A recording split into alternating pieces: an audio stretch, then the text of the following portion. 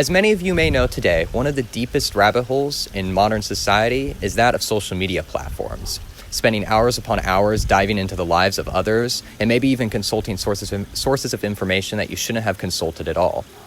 Well, I'm here today to tell you that feeling of disgust you may receive after getting that screen time notification is rather warranted, and you should be doing something against these social media platforms.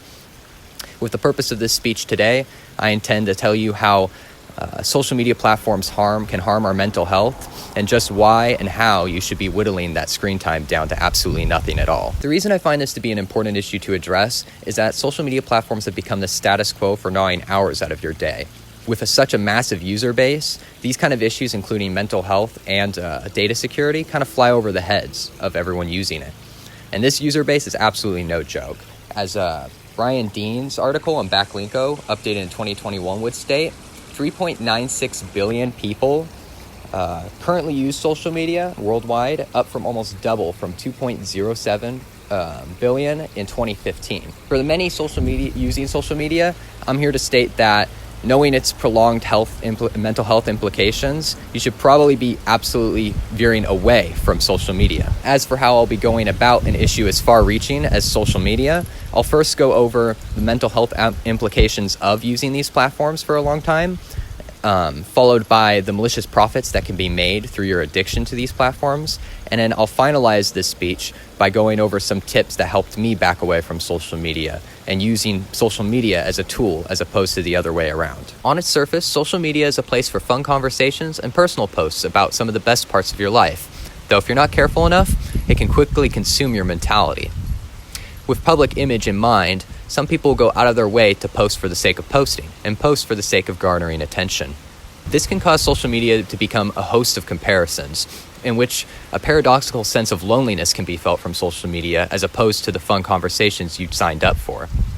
This kind of issue is highlighted in the study cited by Forbes by Alice Walton by the University of Pennsylvania in 2018, in which there would be a control group of those who use their social media normally and a group of those who would limit it to about 30 minutes a day. The study author, Melissa G. Hunt, stated, "Using less social media than you normally would leads to significant decreases in both depression and loneliness. These effects are particularly pronounced for folks who were more depressed when they came into the study." Seems notable enough, right? Might have you asking, why hasn't anything been done about this? Well, there's quite a simple answer, and I'm pretty sure you won't be surprised to hear it. Though the next issue I'll be going over is the malicious profits that could be made by companies off of your addiction to these platforms.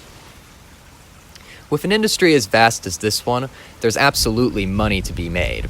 When dropping social media, many may consider their losses being missing out on social events or fun conversations, but there's another respective loss as well, and that is the data in which businesses lose when you quit. You may be familiar with the phrase, but when the product is free, you are the product.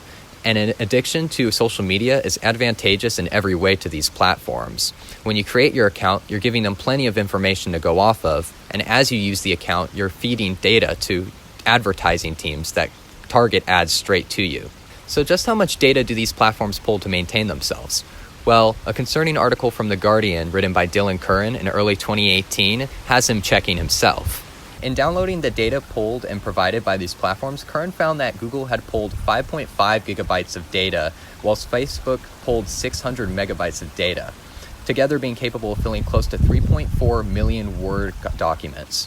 And this is just what they're willing to show you, with recent trials such as those of Mark Zuckerberg's, inferring that these companies would have secrets that they'd rather you not know of. This industry is not transparent in the slightest, which is really why I want to bring to light these issues.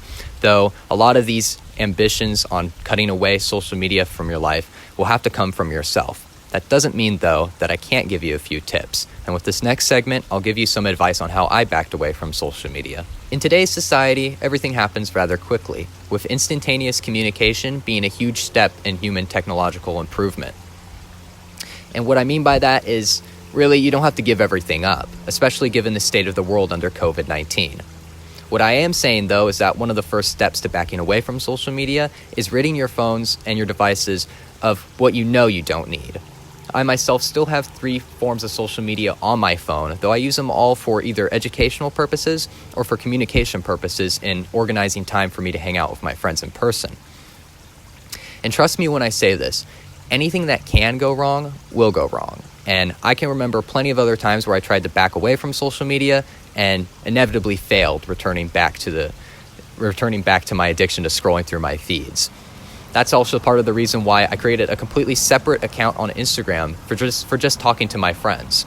The second important tip on backing away from social media platforms is well stated in Rob Whitley's article on Psychology Today from 2020, in which he'd write, "Some people are specifying digital-free spaces in their own homes. This commonly includes spaces such as the bedroom or the dinner table. If you were to ask me, though, I think it's more important not just to restrict place, but more importantly, restrict place while you're with other people. It's hard to say you're backing away from social media when you waste all of your time around others on the one social media platform you allot yourself."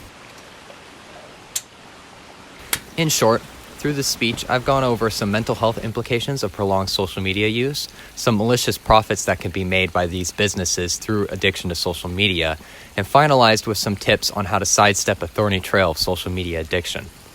Keep in mind, too, this doesn't just apply to those who are feeling depressed or lonely with social media use. With COVID-19 ravaging the world, everyone forced in quarantine, these types of mental health issues and data security issues will only worsen from here on out. It may not seem urgent at the moment, but I'd like you to take control over your life, and I want you to spend your time doing things you truly care about, as opposed to appealing to someone scrolling through your social media feed or the businesses who profit from you expending your self-esteem.